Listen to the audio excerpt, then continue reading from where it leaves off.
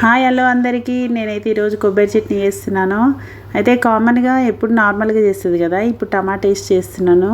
కానీ టేస్ట్ కూడా చాలా బాగుంది. సేమ్ కొబ్బరి, పచ్చిమిర్చి, ఎల్లిపాయలు సేమ్ అన్నీ వేయాలి.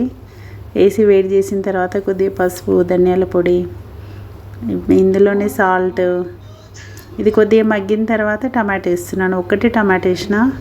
మీరు కూడా ట్రై చేయండి, కామెంట్ పెట్టండి.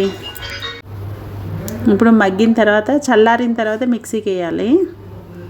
బాగుంది చట్నీ. రొట్టెలోకి, చపాతీ, అన్నంలోకి అన్నిట్లోకి బాగుంటుంది.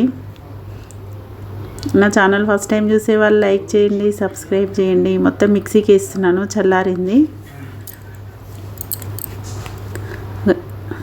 ఇప్పుడు రెడీ అయింది. అయితే దీంట్లో తాలింపు అవసరం లేదు కొబ్బరి చట్నీలో. చూడండి, బాగుంది. ఓకేనా? Thank you.